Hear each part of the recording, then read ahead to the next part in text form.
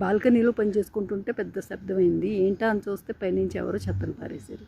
మామూలుగా అయితే వెంటనే సివిక్ సెన్స్ లేదు, బుద్ధి లేదు, అసలు ఏంటి పనులేంటి, సరౌండింగ్స్ గురించి కొంచెమైనా అవగాహన లేదనేసి వచ్చేస్తాయి. కానీ మనం ఇప్పుడు CCCలో ఉన్నాం కదా, సో అలాంటి మాట్లాడకూడదు కాబట్టి నేను ఆలోచించాను అనమాట. అది వాళ్ళ అవేర్నెస్, వాళ్ళు పెరిగిన వాతావరణాన్ని బట్టి వాళ్ళ బిహేవియర్ అది.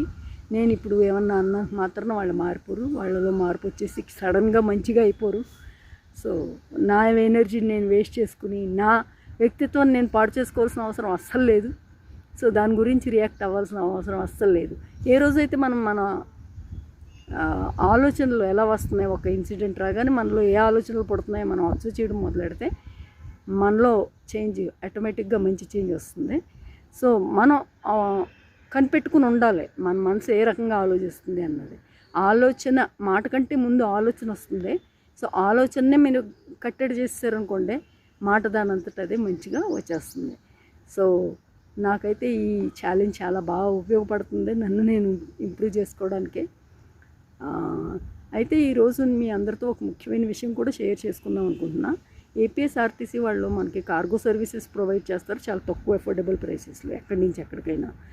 అయితే అది నేను నాకు పార్సల్ వచ్చేది ఉంటే అది మ్యాప్ చూస్తే అక్కడ రేటింగ్ చూసారు. రేటింగ్ దగ్గర రాసుంది రోడ్డు మీద ఇలా అన్నదల్లా పడేస్తున్నారు, ఏం సెక్యూరిటీ లేదు, ఏమీ లేదని ఎవరో సమ్ క్రిటిసిజం చేశారు. కానీ ఆ క్రిటిసిజం నాకు ఏంటంటే జాగ్రత్త పడమని చూపించింది. వెంటనే నేను నా పనులన్నీ ఆపేసుకుని ముందు పార్సల్ కలెక్ట్ చేసుకుందాం, తర్వాత మిగతా పనులు అనేసి వెళ్ళిపోతే అక్కడ నేను అడిగితే ఇది 4 days క్రితం, ఇవాళ వచ్చినాయి ఏవో అక్కడ ఉన్నాయి. అక్కడంటే రోడ్డు మీద ఎన్ని పార్సల్స్ ఉన్నాయో చెప్పలేము.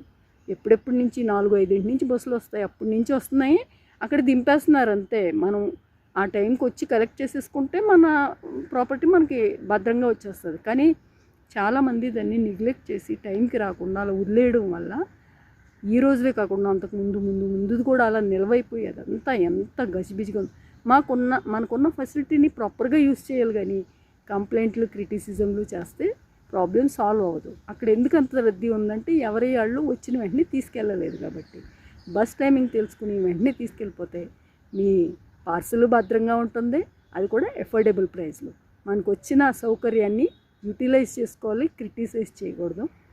సో ఇది ఈరోజు వీడియో. నాకైతే వాళ్ళు ఈ వీడియో చేసేటప్పుడు చాలా బాగా అనిపించింది, ఎందుకంటే ఒకే దెబ్బకి 2 పెట్టలు. సో క్రిటిసిజంని చెయ్యొద్దు, కంపేర్ చెయ్యొద్దు, కంప్లైంట్ అసలే చెయ్యొద్దు. నా ఈ వీడియో కనుక నచ్చితే లైక్ చేయండి.